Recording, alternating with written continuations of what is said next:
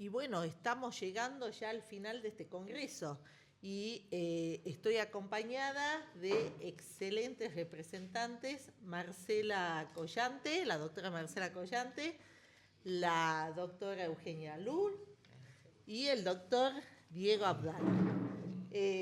Bueno, amigos, además de excelentes expertos en asma. Vamos a iniciar este tercer bloque con una presentación, chicos, antes de que Dieguito los presente a los siguientes participantes de este bloque. Muy buenas tardes, les saluda Andrea González desde México. Soy directora de proyectos de la Fundación Love4Air. Somos una organización sin fines de lucro trabajando de forma activa y comprometida desde hace más de 15 años por la salud respiratoria de las personas, promoviendo el derecho a respirar un aire más saludable y a vivir mejor. Desde la presidencia de Shane Fitch y del equipo de la Fundación Love4Air, queremos agradecer esta cordial invitación hecha por el Grupo GANOA para poder participar en este tercer Congreso Internacional del Asma, en donde se reúnen pacientes, profesionales de la salud y ciudadanos, todos con el único objetivo de fortalecer la salud respiratoria en cada una de nuestras comunidades. Me gustaría el día de hoy compartir con ustedes un poco del trabajo que realizamos desde la Fundación. Durante estos años, durante este camino, hemos desarrollado modelos y protocolos de acompañamiento y soporte social, educativo y clínico a través de nuestro ecosistema digital Japier. Son modelos híbridos, tanto de forma online o presencial, con el objetivo de brindar educación y herramientas para que las personas con enfermedades respiratorias crónicas puedan vivir mejor, tengan un mejor control de su condición respiratoria y tengan una mejor calidad de vida. Asimismo, quería presentarles también sobre nuestra herramienta digital Checker. Es un cuestionario online muy sencillo que en tan solo 2 minutos, desde la comodidad de su hogar, ya sea desde su celular, tablet u ordenador, puedan responder a estas preguntas y saber en qué estado se encuentra su salud respiratoria, qué síntomas está experimentando, si tiene un diagnóstico o no tiene un diagnóstico, a qué factores medioambientales está expuesto, ya que actualmente vivimos en lugares donde hay alto grado de contaminación, estamos expuestos a incendios forestales, erupciones volcánicas o diferentes factores medioambientales que nos podría estar afectando a nuestra salud respiratoria y no lo sabemos. Entonces los invito a que puedan responder estas preguntas y a demostrar que sí les importa su salud respiratoria. Con el Checker, ustedes van a poder recibir en sus correos electrónicos un reporte para poder compartir con su médico y mejorar esa conversación, tener un mejor diagnóstico y asegurar un tratamiento adecuado. Además, van a recibir también una guía práctica con consejos y tips para poder protegerse frente a condiciones que les podrían estar afectando su salud respiratoria. Cada uno de ustedes que decida completar el checker va a contribuir a construir el mapa de salud respiratoria global, en donde se va a relevar data anónima y estadística en tiempo real que va a permitir que organizaciones como las nuestras podamos hacer una labor e incidencia en política pública y cambiar para tener un mejor lugar para vivir. Entonces, los invito cordialmente a que puedan evaluar su salud pulmonar y también contribuir a este mapa global de la salud pulmonar. Ahora sí, muchas gracias por la atención y bueno, los dejo con Claudia Jiménez, nuestra terapeuta respiratoria de la Fundación, que va a compartir un ameno momento con los pacientes para ayudarlos a entender un poco más sobre cómo manejar su condición respiratoria. Muchas gracias. Buenos días, hoy vamos a empezar con las primeras entregas con la Fundación Love4Air. Lo que es la primera entrega van a hablar lo que deberías saber sobre el asma y no te animas. Esto va a ser en 10 minutos y a continuación la segunda entrega, Mi vida con asma en 10 minutos, presenta Grupo Paciente GANOA. Hola a todos, ¿cómo están? ¿Todos bien? Bueno, le quiero agradecer a Andrea González, no está acá, pero es la que nos presentó este video, excelente, le dejo paso a... Vamos a hacer, en realidad no vamos a hacer dos entregas diferentes, sino vamos a hacer una sola unión entre pacientes y el grupo Lovexer. La dejo a Marcelita Collante como moderadora de este grupo. Bueno, buenos días a todos, pacientes, a la audiencia. La verdad que, bueno, quiero felicitar a Anita y a todo el grupo por este excelente congreso y por haber permitido este espacio de los pacientes que, bueno, es sumamente importante y lo que es intervenir en educación en asma. De la Fundación Lovexer, queremos agradecer a Claudia Jiménez de Colombia y presentar a los pacientes.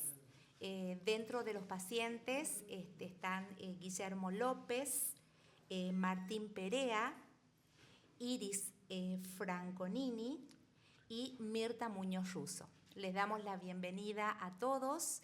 Y bueno, vamos a escuchar la experiencia y vamos a escuchar la vida de cada uno de ustedes. Bienvenidos. Muchas gracias, bienvenido. Vamos a hacer en congresos anteriores, lo que hacíamos es que Claudia, que tiene muy buen manejo y seguimiento, tienen una plataforma muy buena de seguimiento que la estamos empezando a aplicar acá en Argentina, en Tucumán específicamente. Hacíamos que Claudia le haga preguntas a los pacientes y ahora vamos a hacer al revés, que los chicos le hagan preguntas a ella. Y por supuesto acá está la doctora Eugenia Lul, la Marcela y Diego, que también van a responder estas preguntas. Y cuando terminemos este segmento vamos a pasar a escucharla a la doctora Marilyn Urrutia. Van a ver muy impresionante la charla que nos va a dar. Yo ya algo espié. Vamos a empezar con Guillo. ¿Qué te parece, Guillo? Para que vos le hagas unas preguntas a Claudia. ¿Sí? Bueno, ¿qué tal? Mucho gusto estar acá. Buen día para todos. Antes que nada, sí, brevísimamente, bueno, yo soy profesor del secundario, soy maestro titiritero y amante de la naturaleza, o sea que lo que dijo la doctora al principio me pegó bien duro acá, lo de prescripción de naturaleza, ¿no? Así que bueno, hace 30 años que soy asmático, he pasado por muchas etapas, de todas mis etapas, siempre me rescató del naufragio mi querida doctora Ana María.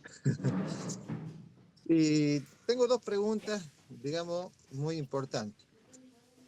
¿Una persona con asma puede tener una vida normal? Esa es la primera. ¿Digo las dos o vamos una por vez? Vamos una por una. Sí, listo. Bueno, buenos días para todos. Un placer estar nuevamente con ustedes. Me encanta la dinámica de esta vez que ustedes son protagonistas y me hacen las preguntas. Estoy a sus órdenes. Respondiendo a la pregunta, Guillo, si una persona con asma puede tener una vida normal, sí.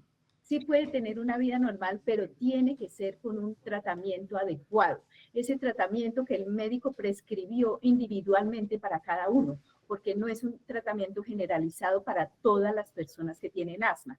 Entonces aquí viene el criterio de ese profesional donde estudia ese paciente, les da un tratamiento único, adecuado para lo que presenta ese paciente. También es importante que ustedes hagan un cambio de vida adecuado para lo que ese profesional les está diciendo que deben corregir y que incrementen el ejercicio y la buena hidratación. Todo eso ayuda a que ustedes tengan una vida totalmente normal. Excelente, muchas gracias. Y la segunda pregunta, bueno, yo tengo 4 hijos, tengo 2 nietos ya, he sido papá joven. Y la pregunta es, ¿el asma es hereditario? O sea, mis hijos, mis nietos, ¿pueden tener asma si yo lo tengo? Bueno, el asma puede tener un componente genético, pero no todas las asmas son con componente genético. Entonces, tenemos que mirar, por eso ese profesional va a estudiar el asma de cada paciente. Si vemos que un papá tiene asma, su hijo tiene una carga genética que ya viene dentro de él y más o menos entre 20 y 30% puede tener asma. Pero si son los 2 padres que tienen asma, ya se incrementa a más del 50%. Muchísimas gracias, perfecto. Perdón, me gustaría que Eugenia también, los del panel, los médicos del panel también vamos a ir contestando algunas de estas preguntas desde la parte médica, también nos gustaría. Euge. Hay algo importante acá para toda la población y los pacientes son los educadores y transmisores de todo esto, que tiene que ver con la genética. Hay que primero identificar qué tipo de asma tenemos y cuando identificamos que el asma es de origen alérgico, saber que el componente genético, la condición de ser alérgico, es lo que voy a transmitir en mis generaciones y que luego, a posteriori, cada generación la desarrollará a esa condición alérgica en el órgano que pueda cada persona en algún momento de la vida. Pero sí, la condición viene heredada, viene genéticamente, pero no tiene el sello de que porque yo sea asmático, mi hijo, mi nieto, mi bisnieto van a ser asmáticos. Sí van a ser pacientes alérgicos, probablemente desarrollen la inflamación alérgica en algún momento de la vida, que puede venir desde el nacimiento o cuando sean ya adultos mayores, la pueden desarrollar. Que sea con una obstrucción bronquial, bueno, ya la doctora dijo los porcentajes que pueden ser, o bien puede ser un proceso inflamatorio en cualquier otro de los órganos, que habitualmente vienen de la mano de la nariz, que ponen la rinitis o en la piel las diferentes manifestaciones alérgicas de la piel. Marce, ¿querés hacer alguna apreciación? No, coincido totalmente con tu opinión y bueno, y es una pregunta muy común en el consultorio, en la consulta diaria de nuestros pacientes en cuanto a, bueno, tengo mi abuela con asma, tengo mi tía con asma y bueno, lo importante que es hablar también sobre lo genético y lo que vos acabas de exponer, Euge. Hay algo importante que me gustaría aclarar y en función de que son todos pacientes, que hay que desmistificar, no hay que tener miedo a decir tengo asma, porque hoy es una enfermedad que, como bien lo dijo Guillermo, tiene control, incluso hay etapas del asma donde tiene remisión. Entonces tenemos que desmitificar y saber que si soy alérgico, si soy asmático y puedo transmitir genéticamente a mis hijos o a mis nietos, no tengo que tener miedo si la desarrollan a la enfermedad en algún momento, sino tengo que conocer las etapas, conocer las medidas de prevención fundamentalmente y algo que nosotros hablamos mucho que se llama consejo genético. Y en esto, posterior a la charla de Marilyn, vamos a hacer un paréntesis del consejo genético en relación al medio ambiente. ¿Puedo hacer una consideración? Sí, por supuesto. En el congreso de 2 semanas atrás en Ámsterdam, una profesora que yo admiro mucho, que se llama Cecilia Svanes, ella habló de una cosa que es importante y que quien trata asma un poco se olvida en la anamnesis del paciente, preguntarles posiciones antenatales de los padres, porque eso es fundamental. Y esta profesora dijo, dejen de darle tanta la culpa a la madre y pregunten qué posiciones su padre tuvo antes de generar ese hijo, principalmente si fumó durante la adolescencia. Y otra pregunta también que tenemos que hacer es si la abuela materna fuma, porque si la abuela materna fumó, eso epigenéticamente va a ser transferido para la madre y la madre transferirá para su generación futura. Entonces, aquí hay un nuevo concepto que se llama Getomic, que el profesor André Bush marca muy en ese concepto que dice, todas las exposiciones antenatales, prenatales, son las que darán impacto mayor en toda la vida y que pueden ser los marcadores de un problema más grave ¿cómo es que se llama? EPOC en español, ya muy temprana edad, y esas cosas no las tenemos en cuenta. Entonces es muy importante una anamnesis ambiental adecuada, que ya no tenemos ni tiempo porque hacemos una consulta de 5 minutos y de repente no hacemos las preguntas adecuadas y de repente el paciente tiene la medicación correcta, pero sus exposiciones son las que no permiten que él mejore. Entonces realmente tenemos que nos llamar atención en eso. Y con relación a la primera pregunta de Julio, la semana pasada me dolió el corazón cuando una madre con una niña de 10 años dijo, mi hija nunca tendrá una vida normal porque es asmática, no puede correr, no puede andar de bicicleta, y yo le insistía que no, pero la madre continuaba diciendo, sí, la vida de ella será limitada, y la niña miraba asustada, pero realmente parece que todavía existe grandes mitos sobre todo eso. Era eso. Muchas gracias, Marilyn. Y vamos a Iris. Iris. No. Te escuchamos, Hola, Iris. buenos días, ¿qué tal? Buen Mi día. nombre es Iris, mi apellido es Francoñeri. Francoñeri. Soy docente del área de primaria, trabajo como docente de plástica, con un montón de elementos que por ahí generan, según a ver cómo decirlo, asma, como témperas, trabajar con soluciones que los chicos dicen, esto es muy fuerte, me hace re mal, pero bueno, nada, lindo, muy lindo ser docente. Y yo acá soy asmática hace 30 años, la conozco a la doctora Lul, digamos que es como una referente muy importante para mí por mis alergias, y mi madre del asma es la doctora Stock, que siempre está, siempre que uno la necesita y cuando tiene algún episodio. Bueno, nada, dado esta introducción, mi primera pregunta es, ¿el asma es psicológico? Y justo nos enganchamos porque hoy cambió el clima de un calor enorme a la lluvia, y cuando uno se levanta un poquito mal, te dicen, es psicológico, el asma es psicológico.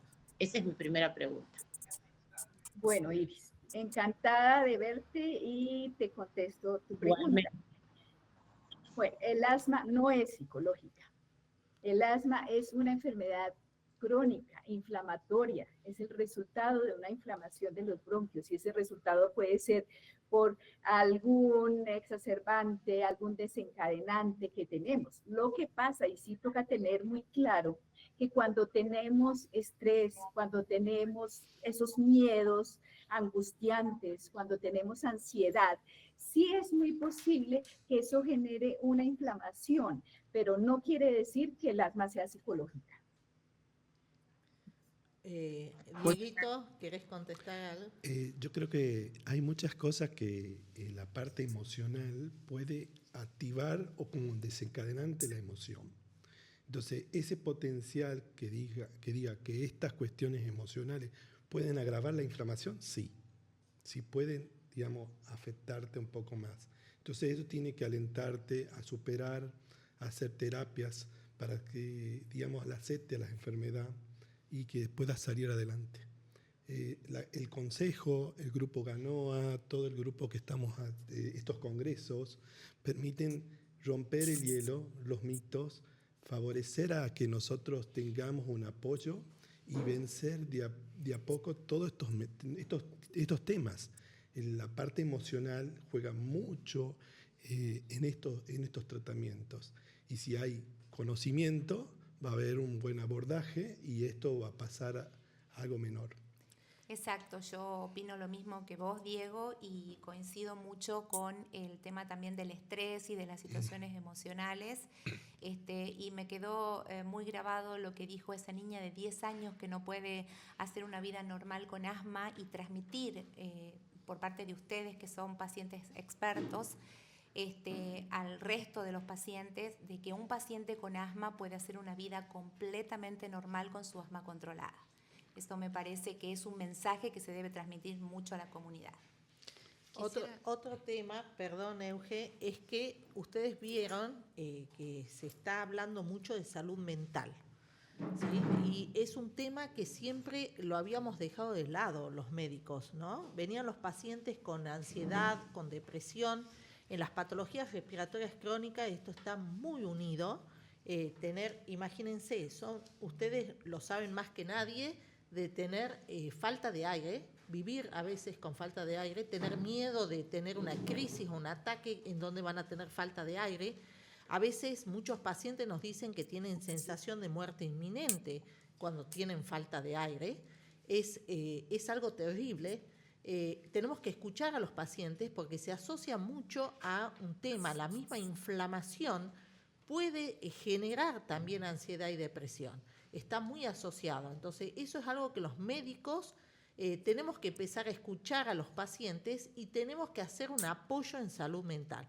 ¿Qué querías decir algo, Euge? Sí, un poco aportar esto que muchas veces puede confundirse, pero acá es importante que el paciente sepa que la base inflamatoria ya la tiene.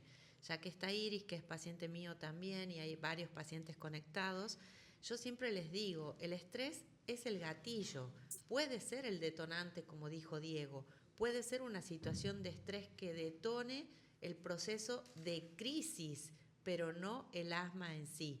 Es decir, acordarse que la base inflamatoria está y que la situación de estrés puede ser un exacerbante en ese asma. Y por otro lado quería comentar algo que decía Iris respecto a los materiales de trabajo. Acordarse que no son aeroalergenos, pero sí son irritantes. Y creo que de eso va a abordar un poco Marilyn, entonces lo voy a dejar al pendiente para que retomemos esta cuestión de los irritantes, junto con el cambio de clima que estamos viviendo hoy en Tucumán, que es importante y severo, posterior a la ponencia de Marilyn. Yo aquí quisiera acotar una cosa importante, me disculpa, doctora Marilyn, y es por eso que nosotros, los terapeutas respiratorios o los kinesiólogos, hacemos tanta importancia en explicarle al paciente cómo se tiene que relajar, cómo tiene que respirar, cómo tiene que actuar en esas crisis, porque en ese momento es que no saben cómo respirar. Entonces, se les hace ese entrenamiento, se les explica cómo tienen que estar relajados, cómo tienen que sentarse, cómo toman el aire, cómo lo botan, y eso ayuda muchísimo a bajar ese estrés y obviamente a controlar esta dificultad respiratoria.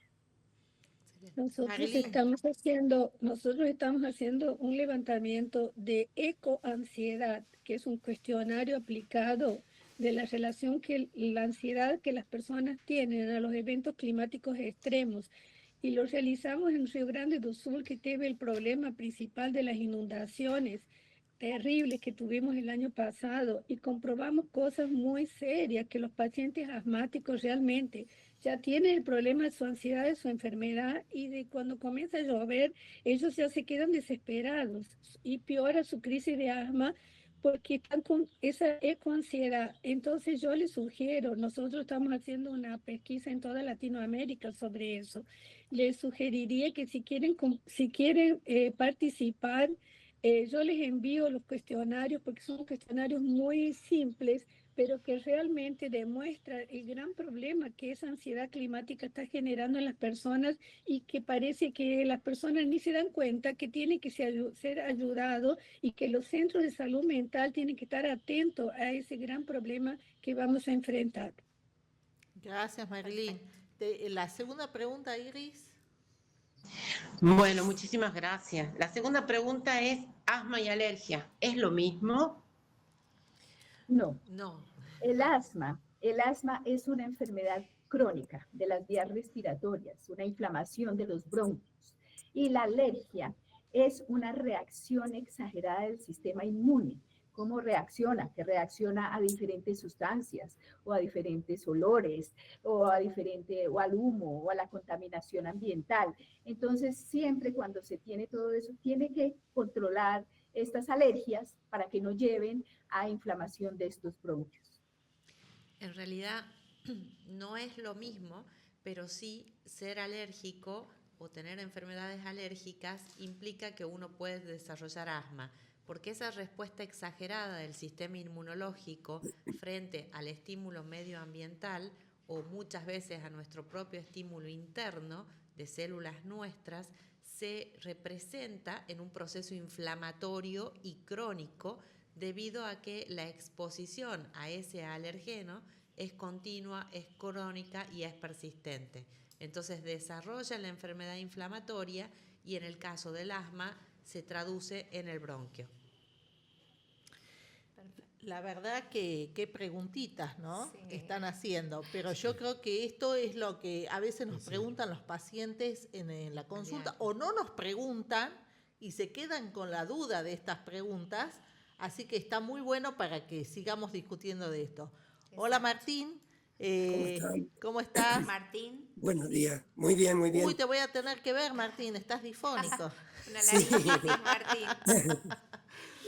Doctora, ¿qué tal? Buenos días a todos. Buenos días. Buenos Muy, días. pero muy interesante todo lo que se habló hasta acá. Realmente estoy muy, muy conforme con todo lo escuchado y bueno, les comento. Yo tengo 58 años, soy comerciante y deportista también. Hoy tengo una carrera a las 4 de la tarde de mountain bike en el medio del barro, así que estoy ya preparado para partir después ahí. Con vos, Anita. Bueno, yo, por ejemplo, yo antes de hacerle la preguntita le quería comentar que mi abuela fue asmática y yo creo que fue asmática grave. En esa época no se sabía si era asma crónico o más grave. Mi mamá también tuvo EPOC y fue muy fuerte lo de ella. Y yo creo que si la tecnología y la ciencia en esos momentos hubiesen estado como hoy, yo creo que ellos hubiesen prolongado su vida también mucho más.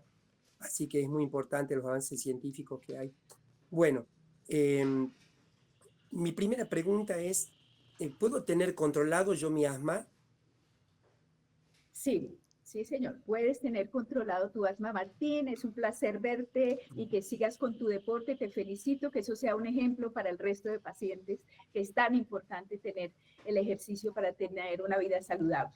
Entonces, respondiendo a tu pregunta, sí, puedes tener controlada tu asma, pero ¿cómo la tienes que controlar? Siguiendo el tratamiento que prescribió tu médico, no haciendo cambios ni suspendiendo porque te sientes un poquito mejor. Entonces, no, ya me siento un poquito mejor, entonces ya voy a suspender. Si me dijeron que el inhalador 3 veces al día lo hago una o no lo hago y esperar a mi nueva crisis. No, no se puede suspender, no se puede cambiar ningún medicamento. No puedes añadir medicamentos que te diga el vecino, que porque al vecino le funcionó, entonces tú tienes que hacer lo mismo. Es importante que tengas buena técnica en los inhaladores. Haciendo una buena técnica en los inhaladores, si tienes duda de cómo haces los inhaladores, tienes que preguntar. Pero siguiendo una buena técnica, estos medicamentos son excelentes. Y debes conocer cuáles son los desencadenantes de tu asma. Si ya los conoces y sabes que, por ejemplo, el olor a un perfume fuerte te desencadena el asma, pues tienes que tener cuidado de no estar oliendo ese perfume o algún alimento o a los cambios bruscos de temperatura. Y siempre tener una vida saludable. ¿Qué es una vida saludable? Que hagas ejercicio, que tengas buena nutrición, que tengas buena hidratación, que estés activo. Eso es, y puedes tener controlada tu asma. Muy bien. Lo de la técnica de los inhaladores es muy importante porque yo en un tiempo me mal acostumbré a ponerme y creía que va a ser así, ya está. La posición de la boca, todo eso influye un montón en el resultado de la medicación. Eso es verdad. Muy bien. Mi otra pregunta es si es necesario llevar a todas partes la medicación. Antes señor. de... Perdón, ¿no? Sí. Sí. Antes de seguir con tu segunda pregunta, Martín, ¿cómo estás?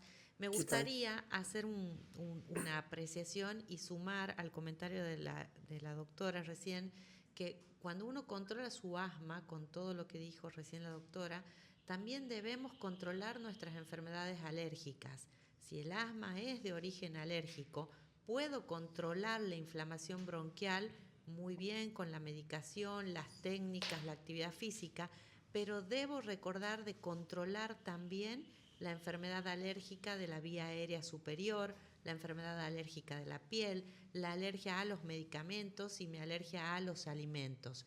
Y también es imprescindible para mantener el control del asma, mantener el control de esta enfermedad alérgica, conociendo los desencadenantes, conociendo los alergenos y arribando y trabajando en el control con la inmunoterapia para poder generar la modificación del curso de esa enfermedad para mantener totalmente controlada la enfermedad. Marce. Sí, yo un poco también, Claudia, excelente tus respuestas, la verdad que muy bien. Y sí, es muy importante lo que decías, Martín, el tema de la técnica inhalatoria. Eso es algo que muchas veces nosotros lo vemos en el consultorio y los pacientes no tienen la técnica adecuada, no utilizan el dispositivo adecuado, Entonces, muchas veces tenemos que encontrar, primero, educar al paciente y encontrar el dispositivo adecuado para lograr el control de los síntomas del asma.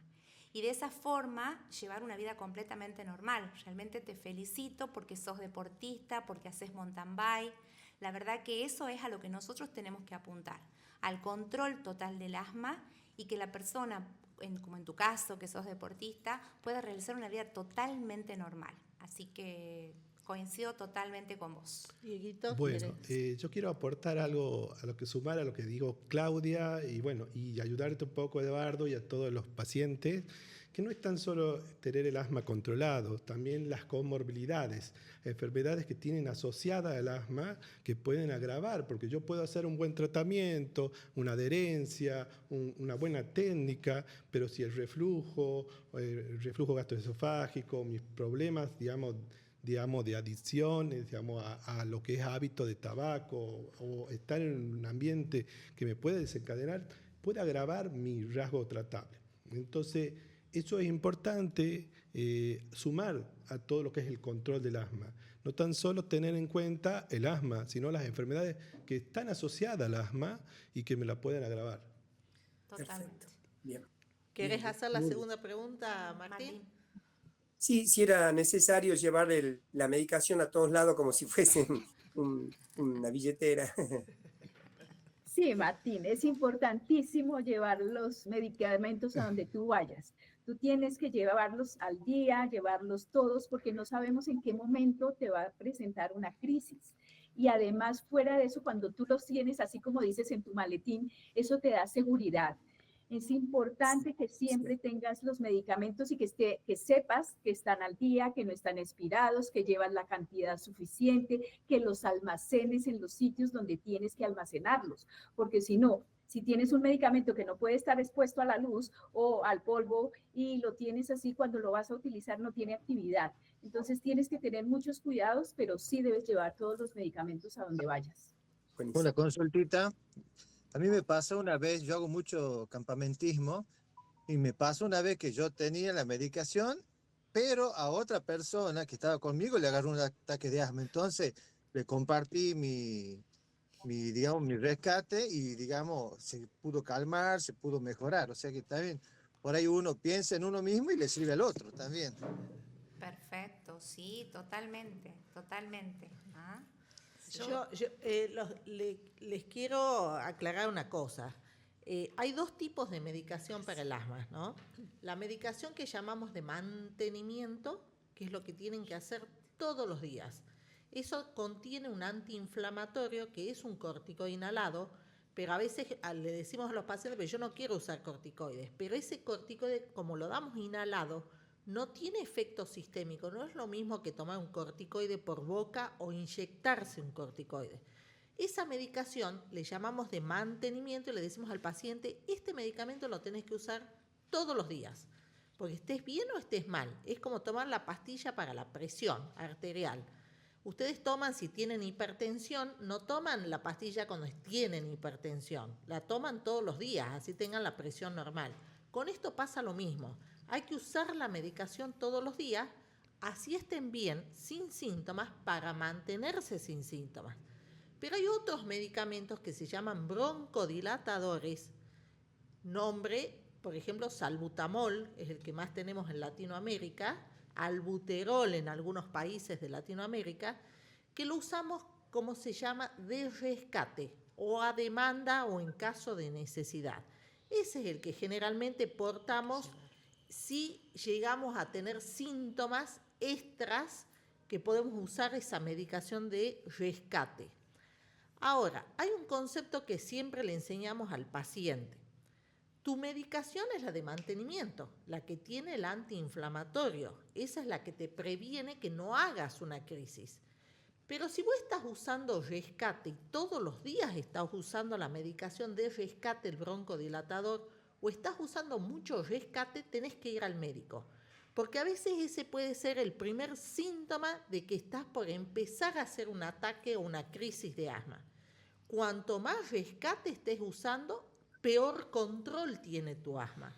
Entonces, tenemos que hacerle diferenciar bien al paciente Y ustedes tienen que saber bien que si ustedes están usando mucho rescate, o como algunos pacientes usan solo el rescate, no usan su medicación de mantenimiento, está mal controlada su asma.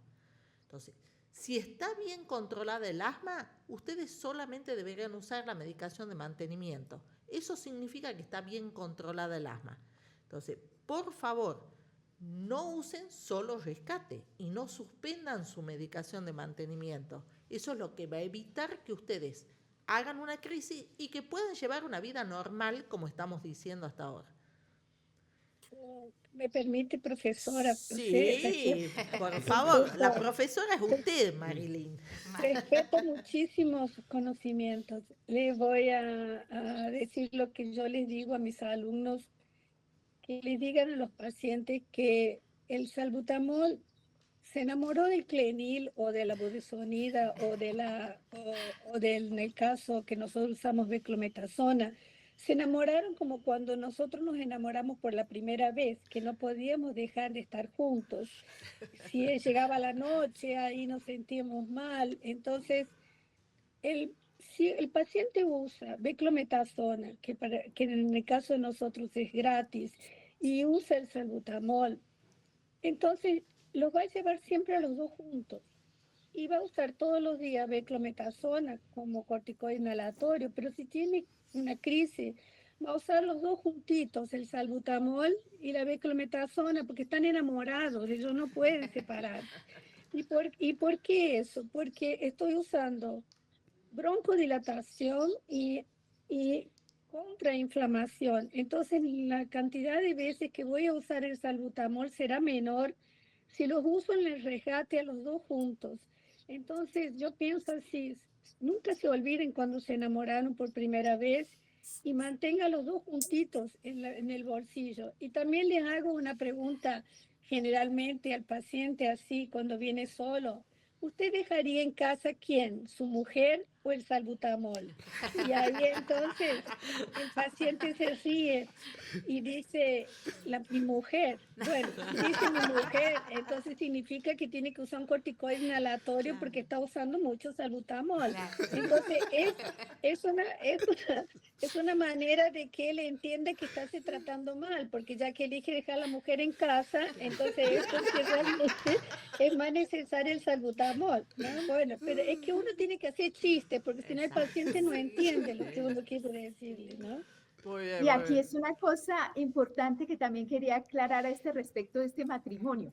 Este matrimonio siempre el salbutamol va primero, porque es el que abre esa puerta, y después se hace la inhalación de la beclometasona, que es el que va a desinflamar ya al fondo. Y por favor, siempre después de esa beclometasona, una jugadita de boca para que no quede en la boca. También. ¿Tenías Bueno. una segunda pregunta, Martín? Sí. ¿No hizo dos preguntas, Martín, o otra más, Martín? Sí, sí, hice las dos preguntitas. Ah, muy muy bien, muy conforme, bien. muy conforme. ¿Mirta o no? Pasamos a Mirta. Sí, Mirta. Hola, Mirta. Te escuchamos, hola. Hola, buen día, ¿cómo están? Antes que nada, agradecer este espacio, es la primera vez que participo. Bueno, tengo 49 años, hace 20 años que tengo asma y en el último tiempo se ha asociado también la sinusitis, ¿sí? Realicé muchísimos tratamientos y hoy por hoy estoy en excelentes condiciones gracias al apoyo y al acompañamiento de la doctora Ana María, ¿sí? Quiero siempre agradecerle a ella porque la verdad es que excelente, tanto el trato como el acompañamiento y bueno, descubrir por fin el tratamiento adecuado que estoy realizando ahora, me siento muy bien.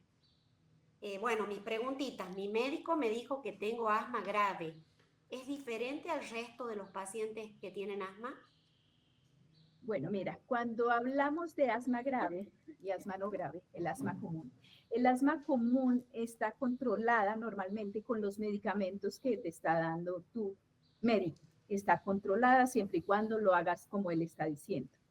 Cuando tenemos un asma grave, ¿qué quiere decir? Que es un asma que los síntomas son persistentes, que no te están pasando, que necesitas ir al médico frecuentemente porque te estás sintiendo mal y que necesita aumentar medicamentos a los que ya tienes de base.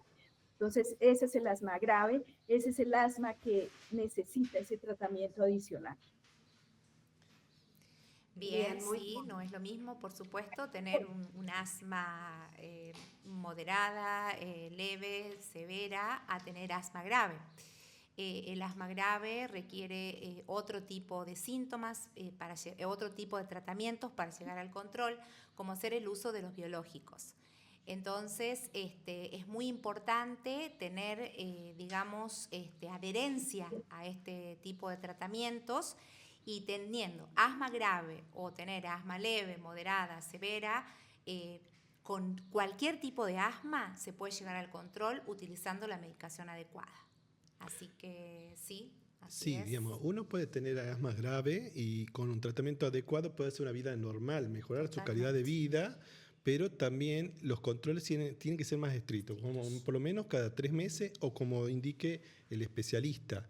Acá tiene que estar contenido con la parte de un grupo multidisciplinario y no es igual que un asma leve, pero tiene que tener un foco, seguir los controles con un médico clínico, un médico general y el neumonólogo que esté a la par conteniendo esta enfermedad. Exacto. Porque no nos olvidemos que también hay enfermedades concomitantes que también pueden agravar el cuadro. Y como vimos en el transcurso de todas las charlas que venimos viendo, Anita, realmente felicitarte por todas estas charlas que tuvimos.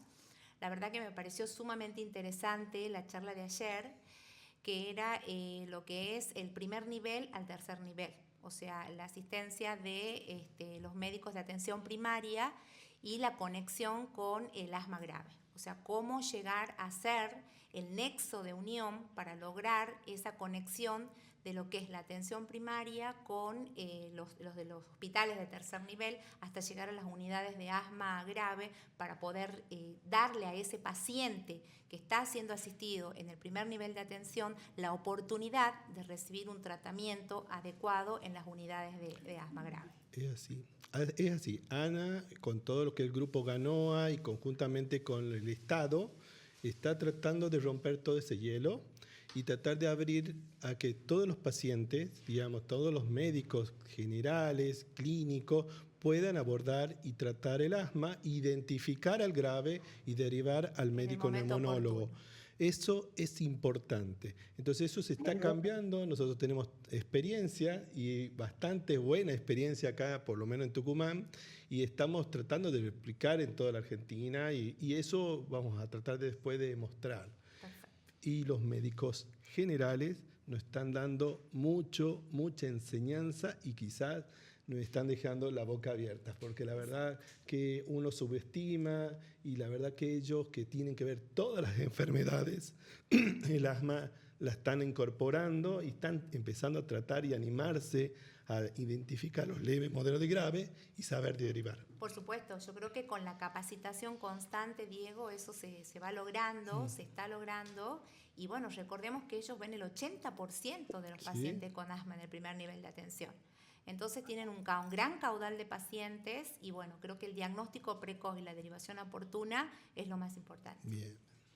Mirta, ¿tenías otra pregunta? Sí, antes de hacer mi segunda pregunta, quería aportar que en mi caso, mi calidad de vida desde que estoy con el tratamiento biológico y con el acompañamiento de la doctora Ana María, ha mejorado, les diría que entre un 95 y un 100%. Mi vida ha cambiado total y completamente. Yo le comentaba a la doctora que en mi mesa de luz vivía el nebulizador, el vaporizador de aire, el PAF, las gotas para la nariz, y desde que estoy con el tratamiento biológico he respondido tan bien y puedo hacer todo tipo de actividad física. Es impresionante el cambio en mi calidad de vida. ¿Sí? Entonces voy muy bien hasta el momento con el tratamiento biológico, siguiendo con todos los controles, por supuesto, y con la supervisión y el acompañamiento de la doctora Ana María. Bueno, dicho esto, mi segunda pregunta es si tener un ataque puede ser mortal y cómo se puede prevenir. Bueno, aquí te contesto, Mirta, gracias por esa pregunta. Un ataque, una crisis no tratada, ojo con esto, no tratada puede ser mortal. pero por eso es bueno tener muy claro que toca prevenir y toca hacer tratamiento y toca tener atención a los síntomas que vas presentando, cuando inician, cuando tenemos que se aumentó la tos, cuando tienes más silbidos en el pecho, cuando tienes presión en el pecho, cuando la saturación te está bajando. Entonces esos ya son alertas que tú tienes que estar pendiente y decir, esto va aumentando, no voy a dejar llegar a mi crisis, sino o consulto a mi médico o sigo lo que mi médico me dijo para evitar esta clase de crisis y no llegar a que tu crisis sea mortal. Bien, muchas gracias. Sí. Excelente tu respuesta, Claudia. Es sumamente importante cuando ya vayamos presentando esos síntomas, con el aumento, con la exacerbación de la crisis, consultar o seguir los pasos que nuestro profesional nos ha indicado o asistir a un centro de emergencia para poder controlar los síntomas. Lo que sí es fundamental saber que, como dijo Anita, el asma es una enfermedad inflamatoria, como dijiste vos, Claudia, el control con los corticoides inhalados asociado a broncodilatadores de acción prolongada es fundamental para llegar, ¿no es cierto?, a tener el control del asma y las indicaciones que nosotros vamos a tener en el momento de la crisis. Pero bueno, es fundamental evitar, por supuesto, llegar a esta crisis, ¿no? Y evitar ataques de asma casi fatal que se pueden dar, ¿no? Yo tengo de acá del chat una pregunta muy importante, ¿no? Vimos, post pandemia, estamos con una crisis de vacunación. Una crisis tanto de los pacientes, la comunidad y hasta de médicos, ¿no? Que no están indicando vacunas. ¿Cuál es la importancia? Le pregunto a Marilyn, acá al panel, ¿cuál es la importancia de la vacunación? Estamos hablando de asma, hablemos en pacientes asmáticos o en general. ¿Cuáles consideran ustedes que es la importancia y cómo yo les agrego otra pregunta? ¿Cómo creen ustedes que podemos sortear esta crisis de falta de vacunación que estamos teniendo? Y es mundial, no es solamente en Argentina, es mundial la crisis de vacunación. Marilyn, ¿querés contestar Sí, vos y después? Pienso que esta crisis se empeoró con la COVID, porque esto aquí cuando comenzaron a aparecer varias vacunas y las fake news contribuyeron bastante. Se mezclaron muchos síntomas de pacientes que tenían problemas al aplicar la vacuna, pero que no era por la vacuna, y entonces esto generó un problema enorme. En Brasil fue peor porque el presidente que teníamos en la época era antivacunas. Entonces, es un problema serio que continúa hasta ahora, ya que Brasil era un país que estaba dentro de los que más vacunaba, actualmente no está. Y está intentándose mudar eso. Nosotros en el día a día tenemos problemas con los niños que vienen, entonces nosotros a veces tenemos algunas actitudes que realmente tienen que ser así tipo, señora no vacunó, señora va a querer vacunar, sí, entonces señora vaya a vacunar y vuelva por la receta, entonces lo obligamos a bajar, vacunarse y volver. Es como si fuera una cosa que... ¿Por qué que tendríamos que hacer eso? Porque la vida no es un cuento de hadas, porque no terminan todos los finales felices. Entonces necesitamos protegernos con las vacunas. Y con relación a la vacuna de la neumonía, no sé si ustedes cuál vacuna tienen, pero Brasil continúa vacunando Pneumo 10 y que realmente Pneumo 10 es como si en la época era Batman y Robin, los superhéroes. Y hoy nadie más habla de Batman, Robin, Mujer Maravilla, porque existe otros superhéroes. Entonces le explico eso a la familia para que entienda de que a veces un niño puede haber internado por una neumonía grave, es porque tenemos nuevos gérmenes que no son protegidos por la Pneumo 10. Entonces la mayoría está aceptando aplicar la Neumo 20. Pero hay que hacer un trabajo de hormiga de paciente por paciente. Y con relación a la vacuna antigripal, realmente ha sido una cosa muy difícil porque no se aplica ni siquiera a la población de riesgo. que antes hablábamos de una vacunación de rebaño que no existe más, porque las personas cada vez, los viejos no quieren saber, o las madres dicen, me vacuné, me gripé igual, entonces no vacunan ni sus niños, pero cuando viene a la vacuna, a la consulta dice, vive gripado, entonces si vive gripado, ¿por qué que no la vacunó? Entonces realmente es un problema que tiene que estar siempre hablando de eso, porque realmente es un problema muy difícil, muy difícil. Yo aportaría una cosa muy importante, saber que en la población pediátrica afecta mucho el virus sincicial respiratorio, hay que tratar de vacunar contra el virus sincicial respiratorio, y la población adulta es afectada fundamentalmente por influenza.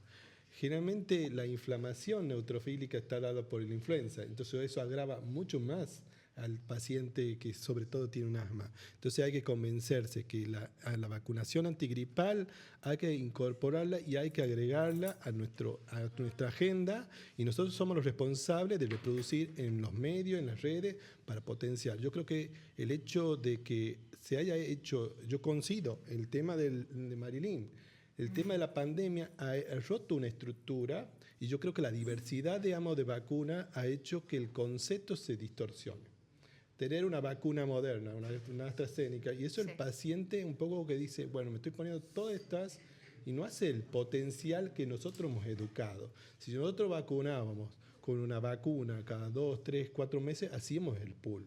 Ellos han razonado diciendo, yo me pongo una vacuna, me subo las defensas, me pongo otra, una vacuna diferente. Entonces, ese concepto yo veo que se distorsionó, y la gente que ya lo tenía incorporado perdió el control. Yo creo que ese es uno de los problemas que tuvimos, pero era porque teníamos una emergencia bastante importante. Pero creo que la forma de abordar, de indicar una vacuna, que si yo seguía con una Moderna, tenía que continuar con una Moderna para lograr un objetivo inmunológico, yo creo que ese ha sido uno de los problemas que yo lo aprecio en mis pacientes. Acá hay algo muy importante. La pregunta, la verdad que es excelente, y me parece que amerita como una mañana de discusión, porque tiene muchas aristas. Quisiera aportarles algo a los pacientes en realidad, que es el concepto de que las vacunas salvan vidas. Eso sigue siendo un letrero luminoso. Y acá es muy importante completar un carnet de vacunación desde el recién nacido, incluso desde la mujer embarazada ya hoy, en los últimos meses de su embarazo, porque eso habla de la prevención de desarrollar enfermedades o fundamentalmente de las exacerbaciones en las enfermedades. Toda vacuna genera anticuerpos, defensas para un germen en especial, un germen en específico, y de hecho son las que disminuyeron y muchas veces erradicaron epidemias y pandemias de ciertas enfermedades. Estos conceptos para toda la población, y ustedes como pacientes, transmisores y educadores, tienen que quedar clarísimos. Después, si somos racistas frente a qué vacuna me pongo, qué marca, qué no marca, para eso estamos los especialistas, y acudamos a consultar y acudamos, yo siempre les digo a mis pacientes, nos desburremos juntos, agarremos el manual, agarremos y veamos, porque las vacunas, si bien están generalizadas para ciertos gérmenes, bacterias, virus, también son como un chalequito a medida para cada paciente. Y en qué momento me aplico la vacuna y en qué momento no me aplico la vacuna. Y qué marca de vacuna me aplico y qué marca de vacuna no me aplico, tiene relación directa con los excipientes de cada vacuna. Los excipientes son aquellos elementos, para ustedes que son pacientes, bajando al idioma, al lenguaje entendible para todos, son aquellos elementos que van a llevar, son como un vehículo, ¿sí? Cuando yo me subo al auto, en realidad las 4 ruedas del auto son las que me llevan al lugar donde quiero ir. Entonces, estos aditivos son los que van a llevar a la medicación, el anticuerpo, al sistema inmune para que responda. Entonces, muchas veces, y nos pasa en la mayoría, y voy a bajar hacia el nivel pediátrico que hacía referencia Diego, no vacuno a mis hijos porque son alérgicos al huevo, porque son alérgicos a la leche, porque ya está comprobado que esas pequeñas trazas aditivas de alimentos no desencadenan enfermedades alérgicas en los niños, no las exacerban, y que el costo-beneficio de vacunar a mi niño que es alérgico al alimento es superior a no vacunarlo, porque estoy previniendo el desarrollo de una enfermedad, la exacerbación de una enfermedad, hasta incluso la muerte. Y acá cierro, perdón Ana el tiempo, pero cierro con vacunar si soy asmático puede sí evitar esa crisis asmática que lleve a la muerte, porque así como el estrés puede ser un desencadenante de una crisis, una infección viral o bacteriana puede desencadenar una crisis asmática que lleve a la muerte al paciente. Yo Pero solamente quería agregar... con el virus sincicial respiratorio tenemos que hablar una cosa importante, que los ginecologistas y los obstetras no tienen ni idea del problema de bronquiolitis, entonces realmente tiene que haber una campaña en ese grupo de médicos y al mismo tiempo el pediatra tendría que explicarle a la madre, si su niño tiene bronquiolitis, el abuelo que lo cuida cuando usted va a trabajar, puede tener un problema respiratorio gravísimo, entonces él también tiene que recibir la vacuna del virus sincicial respiratorio. Es que las campañas no están teniendo el objetivo adecuado para la población entender. Yo, una sola cosa, Marilyn, coincido totalmente con vos, pero creo que es muy importante la indicación del médico. Eso es fundamental para poder aumentar la tasa de la colocación de vacunas y todo, porque el médico es el que tiene que indicar y que quede el concepto en nuestros pacientes que, como vos decías, lo mismo me resfrío, lo mismo me enfermo, dicen los pacientes, pero recordar que las vacunas previenen formas graves de la enfermedad. Entonces eso es fundamental transmitir a la población, previene las formas graves, entonces es muy importante vacunar. Bueno, tenemos que dar por cerrado este bloque. Marilyn, no te nos vayas, por favor, que seguimos con vos. Yo les quiero agradecer a todos, en especial a mis pacientitos, como les digo yo, pero que son los pacientes de todos, ¿no? Y son los representantes de los pacientes. Y ustedes ven que cada vez les damos más acceso a los congresos médicos.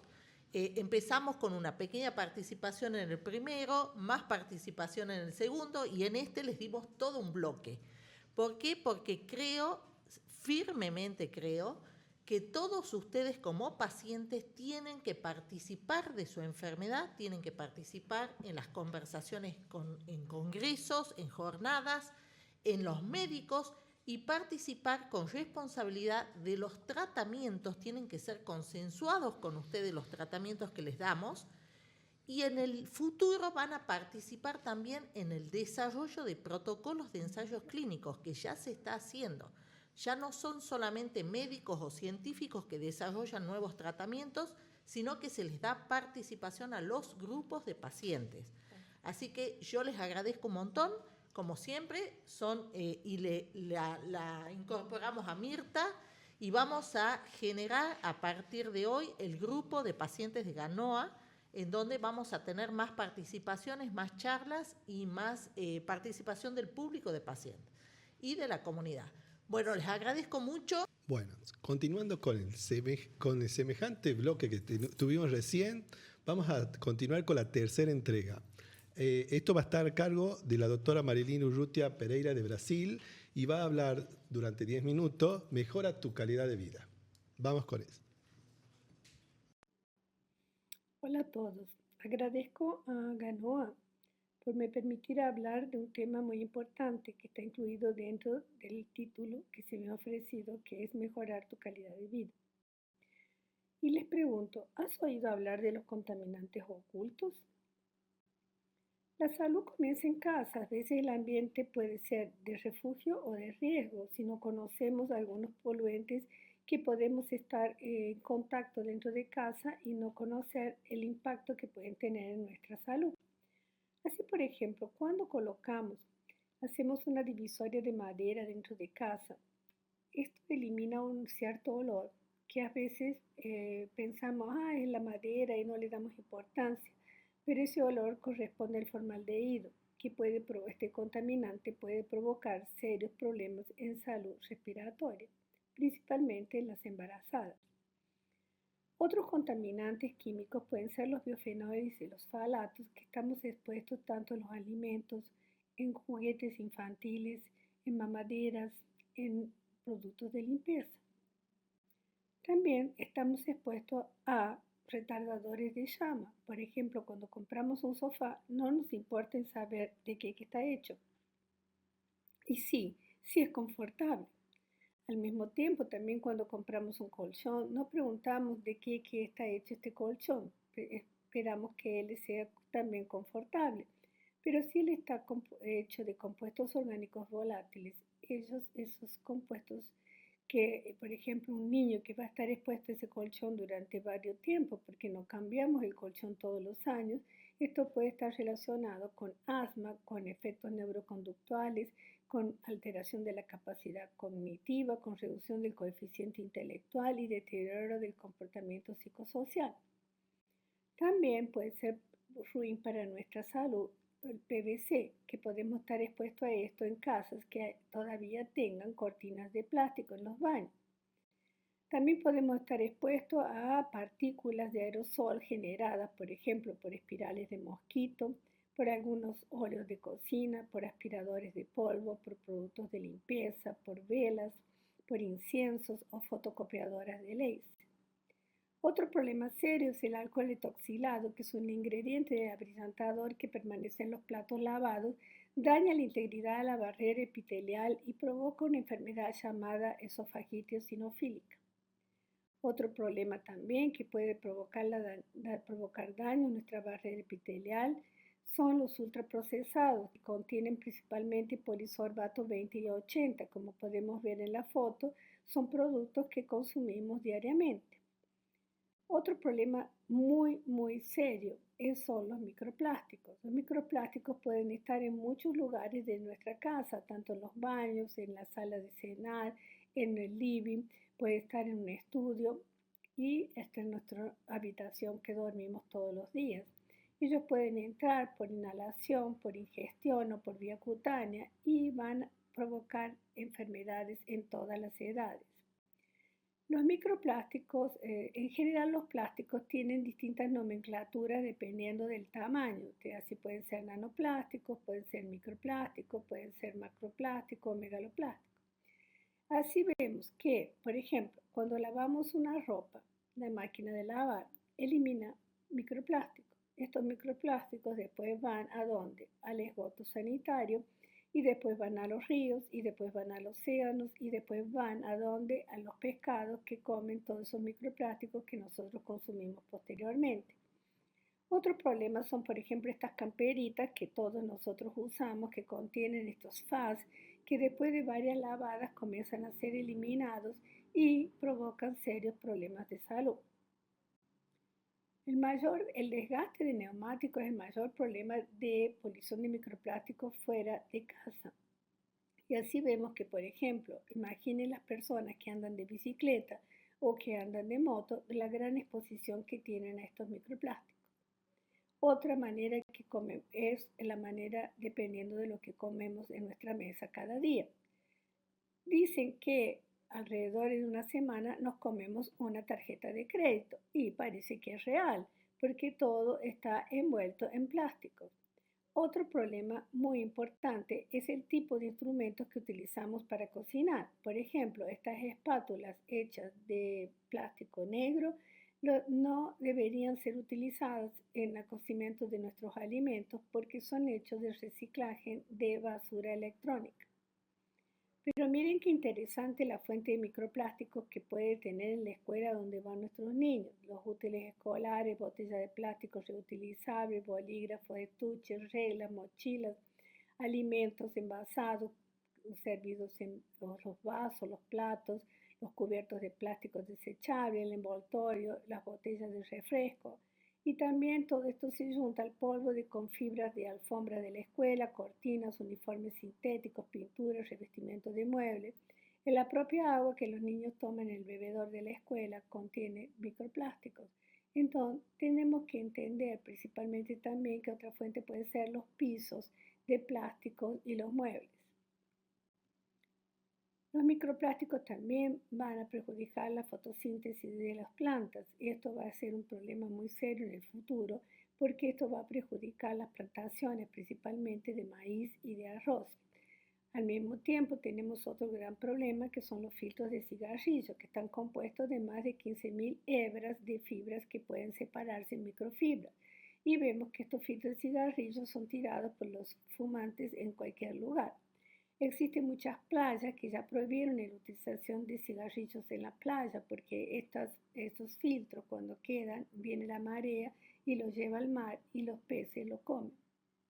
Otra fuente de microplásticos son las microesferas que utilizamos, por ejemplo, nosotras mujeres para hacer exfoliación de nuestro rostro. También pueden ser exfoliaciones realizadas en el cuerpo o en las pastas dentales, los dentífricos, ¿no? Y los cepillos de diente, empastes utilizados para dentaduras postizas. Todo esto puede alterar la barrera epitelial de la piel y puede favorecer el desenvolvimiento de dermatitis atópica.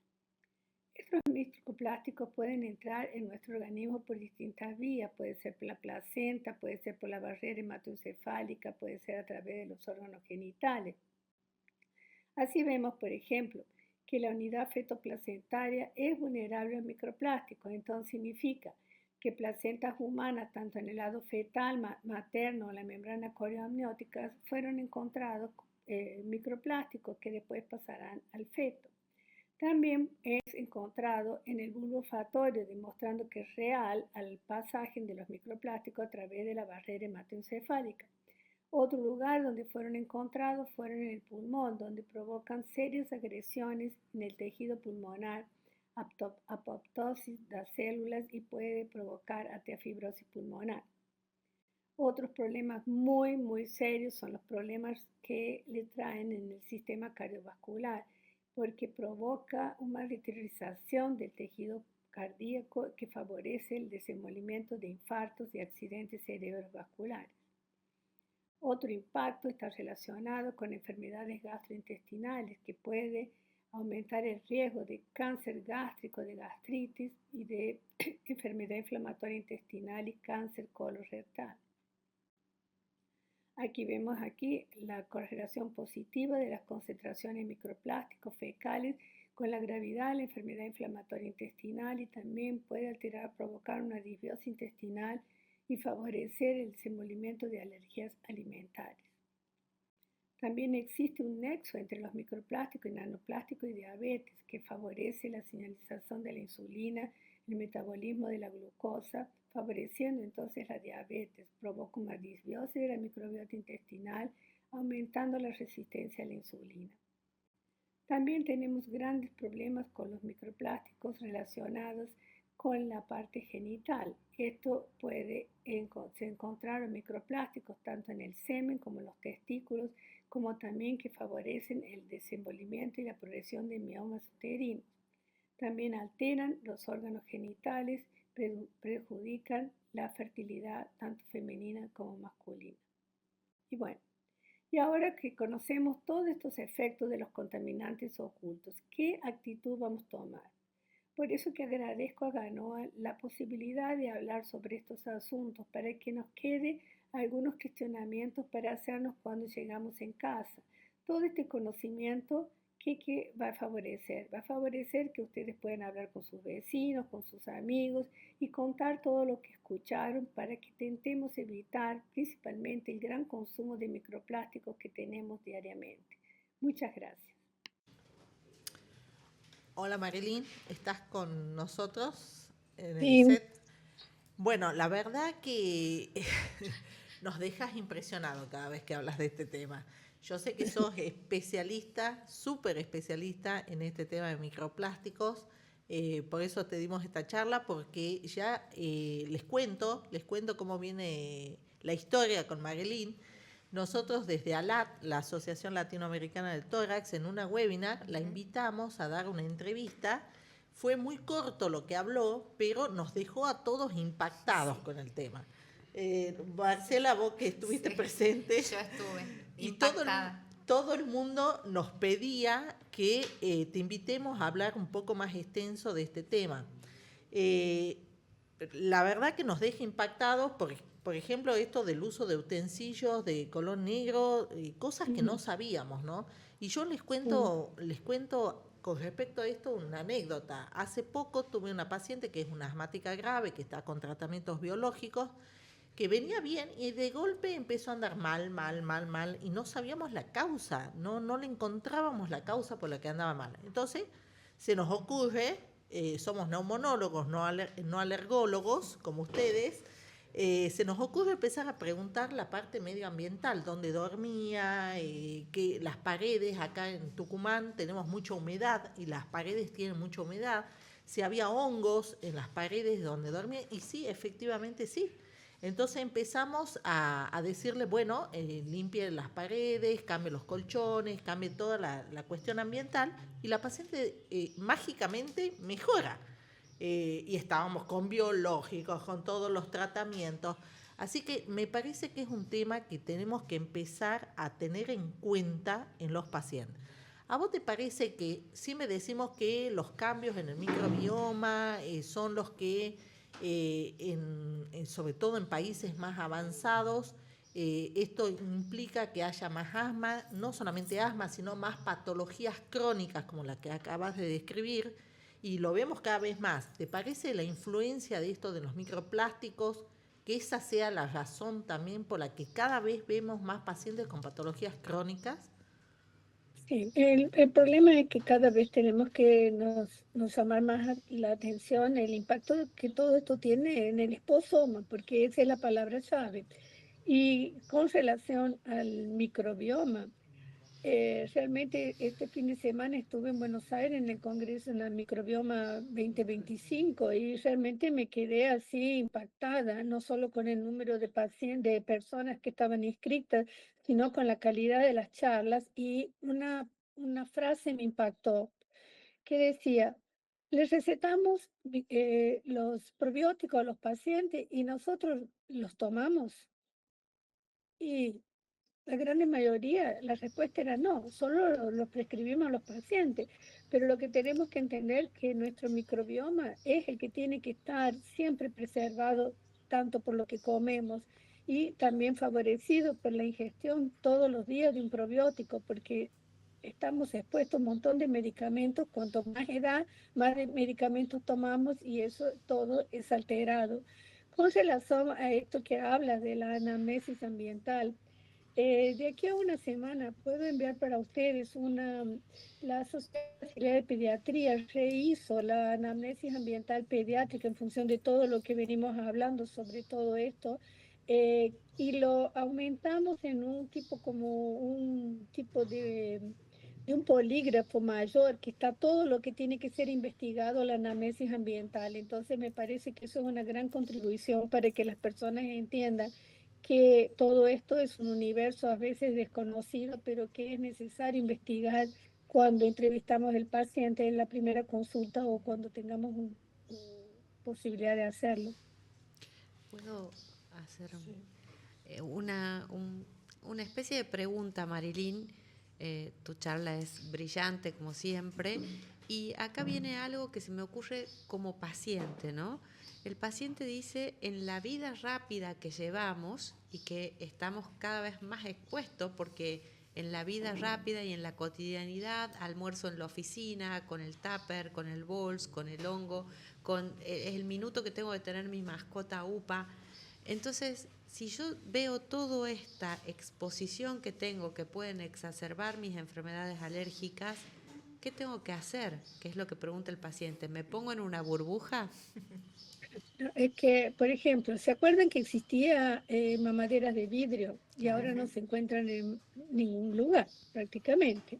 Y lo que vemos es la orientación que tenemos que dar a las madres. La madre no tiene necesidad de colocar la mamadera dentro del microondas. Claro. Ella no puede calentar cosas de plástico en el microondas porque va a soltar microplásticos. Nosotros cuando, por ejemplo, nuestra vida intensa llevamos como un potecito con nuestro almuerzo y lo ponemos en el microondas, en el lugar que trabajamos y comemos. Todo eso está errado, lo tenemos que colocar en un plato. Hoy los otros días me sirven un copo de agua en mi empleo y yo dije, el agua vino en una botella de plástico y todavía me ponen los cubos de hielo que estuvieron hechos dentro de un cubetera de plástico. Entonces nosotros tenemos que entender que el problema es real.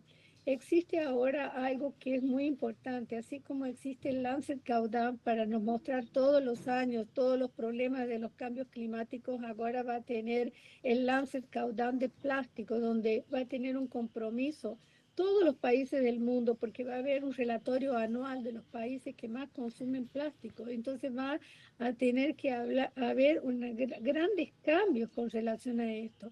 Pero si educamos la población, y en este congreso, cuando di la conferencia de microbioma, me dice una conferencista española, sí, pero ¿cómo hacemos eso con las poblaciones pobres? Y yo le digo, ¿sabe cómo nosotros lo hacemos?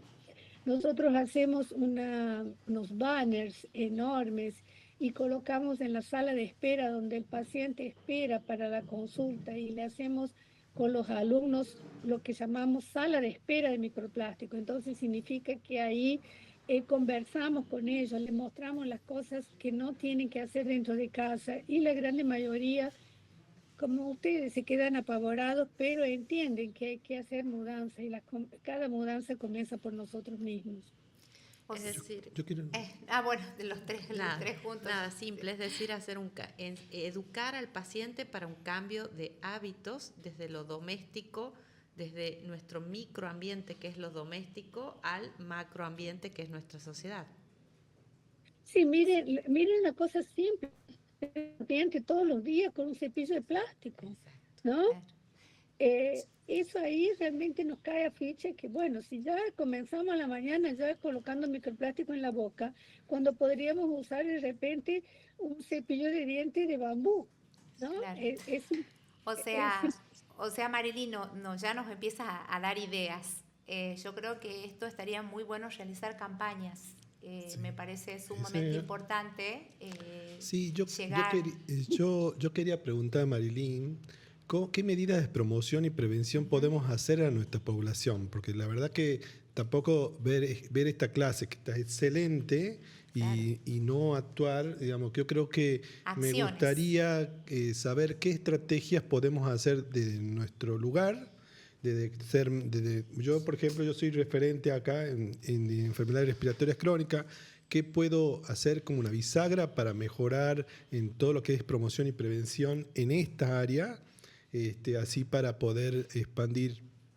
O sea, ¿qué consejo? Les voy a mandar un banner que mis alumnos hicieron muy bueno, que por lo menos ya sería un primer paso, que es colocarlo, pero que la persona le llame la atención, porque las personas parece que no se dan cuenta. Y con relación a los cigarrillos, les colocamos carteles en los lugares donde vemos que tiene más pitillos de cigarrillo, para que de repente entienda, esto no está me perjudicando solo a la persona que lo fumó, esta persona está me perjudicando también porque me larga esto aquí que tiene un montón de microplásticos, pero si yo no sé eso, ¿cómo puedo cobrar? Entonces le ponemos dentro de la Secretaría de la Salud, en la vuelta de toda la Secretaría de Salud, porque las personas salen afuera y fuman y largan todo al suelo. Entonces, por lo menos de alguna forma les vamos informando a los pocos. Hacemos charlas con los médicos de atención primaria, porque son los médicos y que son los que en primer momento van a actuar. Pero creo que tiene que haber una concientización de cada uno de nosotros.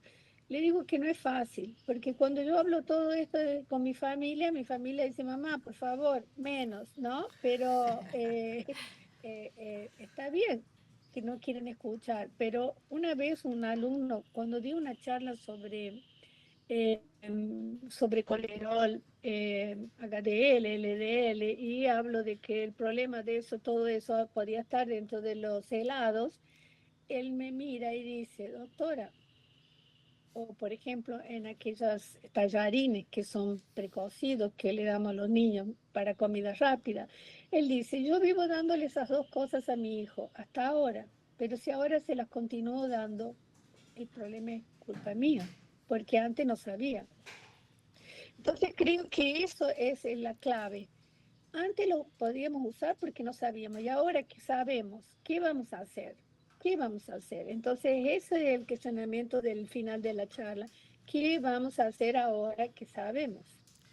Esto, Marilyn, me hace acordar desde hace, digamos, ya, 20 años, me estoy acordando, 20 años que empezamos con la ley antitabaco. La ley de... me hace acordar a lo mismo, ¿no? Cuando empezamos a hablar de este tema y todos los que estamos en esta mesa participamos de esto, Tucumán, les cuento que fue una de las primeras provincias en la Argentina que tuvimos una ley antitabaco muy efectiva, la seguimos teniendo muy bien. Y cuando empezamos a hablar del tema es como que estaba normalizado esto del fumar y nos costó mucho hasta que la gente entendió este tema. Me parece que esto pasa lo mismo, ¿no? Un poco por ignorancia, un poco porque no sabemos. Está bueno esto que empecemos a hablar el tema en cada congreso, en cada situación, jornada, empecemos a tratarlo al tema para que no seamos tan ignorantes y empecemos a ver, como vos decís, ya sabiendo esto, ¿qué vamos a hacer? O sea, ¿qué programas podemos tener? ¿Qué campañas podemos tener? ¿Qué educación podemos tener para generar un cambio? Porque esto no es solamente un problema individual de exposición a microplásticos. Esto es un problema también que afecta no solamente al expoxoma, afecta al cambio climático, afecta a contaminación ambiental. Claro. Sí, eso es así. Ustedes, miren, piensen lo siguiente. Existe una población que es invisible, que son las personas que juntan basura, que son los que trabajan con reciclaje de todo esto. Estas personas generalmente son familias enteras que viven de esto aquí, sin ningún equipamiento de protección, y que ellos piensan que hoy escuché un reportaje antes de bien al temprano y la persona dice, me quedo muy agradecida que soy recicladora y que toda mi vida cambió por eso. Y al mismo tiempo yo pensé, y ella no piensa en su salud, nadie piensa en su salud. Entonces creo que ese Lancet Caudam que fue publicado, ese artículo 2 meses atrás, llama la atención de estos catadores de basura y realmente esa población parece que nadie la ve, ¿no? Entonces realmente hay muchos puntos que pueden ser trabajados. Sí, tenemos que trabajar en esto. Y para ir finalizando, Marilyn, yo quiero que nos contés un poco, yo sé que tenés un programa de acceso a la naturaleza, vivimos en medio de edificios, estresados, en medio del humo. Contanos un poquito del programa que estás iniciando en Brasil. Sí, les digo, a mí me gusta contar las verdades, porque cuando cuando me vino esta idea, todo el mundo pensó que yo era loca. Y ahí entonces los alumnos que trabajan conmigo dijeron, ay no, profesora, ¿qué eso va a hacer? No sé qué, no sé si voy a participar. Bueno, pero ahí encontré otros malucos como yo y que les gustó la idea. Es profesor de yoga, un de mindful, una psicóloga, profesor de educación física. Y bueno, hicimos un proyecto. Y ese proyecto yo tuve la osadía de mandárselo al profesor Tarija Atela, porque realmente él es la persona que más admiro en el mundo sobre biodiversidad, que transformó Finlandia en el país de mayor biodiversidad en el mundo. Y ahí el profesor Tarija Atela, que había escrito un artículo, yo le mandé a la referencia que dice ahí, enviar al autor, y bueno, y él me respondió y me dijo, su proyecto es ejemplo para el mundo. Bueno, entonces imagina, yo lloraba copiosamente y le llevo el mail al intendente y le dije, usted ahora tiene que ser un intendente de primer mundo, vamos a tener que hacer esto. Y los chicos, como era Tarija Atela, que siempre hablaba, dijo, bueno, si Tarija Atela lo acepta, vamos. Y lo hicimos. Y realmente fue una experiencia fantástica, principalmente con personas que me dijeron, lo hicimos con adultos, ahora lo vamos a hacer con niños. Dijeron, es la primera vez que un médico me pregunta tanto, es la primera vez que me hacen un check-up completo, es la primera vez que me tratan de verdad como un ser humano, que me miran a los ojos y que se preocupan con lo que realmente yo pienso. Y al mismo tiempo, muchos dijeron, me tiró de la soledad, porque ahora tengo algunas cosas que hacer. Todos los fines de semana tengo que salir a me encontrar con ustedes para hacer yoga, para hacer mindful, para caminar. Y veo que ustedes también al mismo tiempo nos dan su tiempo, que es lo más importante de todos, ¿no? Lo más importante que tenemos es el tiempo y todos nos brindamos. Después de 3 meses, cuando terminamos, yo les digo, fue una experiencia tan fuerte para todos, tanto profesionales como para los pacientes, que yo dije así, ya que nos costó tanto hacerlo y que las personas creyeran que esto era bueno, yo creo que tendríamos que hacer una receta como una torta. ¿Cuánto pongo de harina? ¿Cuánto pongo de esto? Así. Entonces, hice un artículo en donde dice paso a paso lo que tengo que hacer, qué instrumentos voy a usar para medir los resultados, qué exámenes puedo hacer, cuáles son los beneficios y los mecanismos que van a mejorar con todo esto y cuáles serán los resultados finales. Y se lo enviamos al profesor Tarijatela. Bueno, para nuestra felicidad, a él le gustó mucho la idea, porque hay muchas cosas que están publicadas, pero no existe una receta.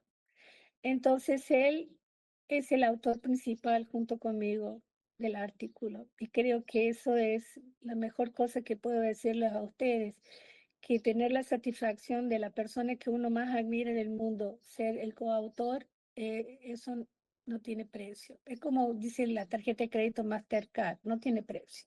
Entonces comparto con ustedes mi gran felicidad con relación a esto. Y bueno, cuando él salga publicado, que será en breve, se los mando porque realmente es algo fantástico de realizar. Muchísimas gracias, Marilyn. La verdad, siempre es un placer tenerte, charlar con vos, que sos una loca como yo, así que me sumo a las locuras. Me encanta, y por supuesto estamos esperando que nos pases. Acá me están pidiendo que nos pases el proyecto y que nos pases lo del cuestionario. Sí, De también. la ansiedad. Sí. Esa es otra locura que dio cierto. Sí. Entonces pienso que una vez alguien me llamó que soy el Quijote de la Mancha del Río Grande do Sul, pero que solo me faltan los molinos de viento. Pero Nosotros también tenemos un Quijote. Creo que los locos son los que se aventuran a hacer las cosas y bueno, algunas cosas dan cierto, otras no, pero me parece que todas estas últimas cosas que estamos haciendo es muy bueno y creo que a través de GANOA podemos hacer un centro de colecta de estos datos porque es impactante los resultados. Una persona me dijo, usted con este cuestionario me dejó muy mal. Y yo dije, bueno, ¿qué será que pasó? Y ahí él dijo, ¿sabe por qué, doctora? Porque yo me parece que fui muy egoísta. Yo no me imaginé lo que pasan las personas que sufren todos estos impactos de los desastres climáticos. Entonces, realmente, como tal vez nos tocó muy de cerca ver todo esto, ¿no? Entonces, realmente, por eso que nos impactó tanto y este cuestionario de ansiedad es muy fácil de realizar. Entonces, voy a hacer un específico para GANOA y ustedes lo mandan para todos lados. ¿Puede ser? Perfecto, vamos a hacer un trabajo desde GANOA con respecto a esto, ya nos vamos a contactar, así lo diseñamos bien y lo desarrollamos. Sí, Muchísimas yo les hago gracias. Google Doc, porque es muy fácil, es solo pasar el Google Doc y ahí ya van respondiendo las preguntas, que son 6, 7, no es muchas cosas, pero con resultados impactantes. Bueno, muchísimas gracias. Muchísimas gracias, Te Marilyn. agradezco la oportunidad y realmente quiero mucho a las personas que están aquí presentes, que ya las conozco de varios lugares, y un gran abrazo para todos ustedes por haber escuchado todo esto y por haber aprendido también con ustedes muchas cosas. Bueno, un buen fin de semana. Muchas gracias. Muchas gracias. Marilyn. Gracias. Muchas gracias. Marilyn. Bueno, llegando a finalizar este exitoso tercer Congreso Internacional de Asma, que espero les haya gustado muchísimo. Esto va a estar on demand también, pueden seguir ingresando. Si se han perdido alguna charla, que son todas imperdibles, les aviso, pueden seguir ingresando para verlas. Va a estar hasta diciembre todo este congreso, así que esperamos que les haya gustado. Les agradezco mucho la participación de todos ustedes. Y no quiero dejar de agradecer a nuestra Marcelita Santoro, que es la cerebro de toda esta organización, a Luz, que nos está filmando permanentemente, esperemos que salgamos bien, y a todo el equipo de este canal de televisión por streamer, El Búnker, a los chicos, a los técnicos que se portaron excelente. La verdad que perdimos el miedo el primer día, que no sabíamos cómo iba a salir esto. Excelente, chicos, muchísimas gracias a todos los que participaron acá en el set, muchas gracias por estar participando de esto. Y con esto damos por finalizado nuestros auspiciantes, por supuesto, que ya los nombré, pero también les quiero volver a dar un agradecimiento especial. Y con esto damos por finalizado este tercer congreso. Nos veremos el próximo congreso en 2 años. Por supuesto, el año que viene haremos otras actividades desde GANOA. Y todo aquel que quiera ver, participar, formularios, participación en nuevas actividades de GANOA, lo van a tener, pueden acceder a la página de GANOA, que es ganoa.com.ar de Argentina. Muchas gracias a todos, buenos días a todos y muchas gracias a ustedes, chicos. Gracias a vos, Nos Dani. estamos viendo Todos. en 2 años. Gracias. Chao, gracias. Bienvenidos a todos al tercer Congreso Internacional de Asma de GANOA. Y este congreso va a ser el primer congreso que vamos a hacer a través de... Bienvenidos a todos al tercer Congreso Internacional de Asma de GANOA. Y este congreso va a ser el primer congreso que vamos a hacer a través de un canal de televisión de streaming. Este canal se llama El Búnker.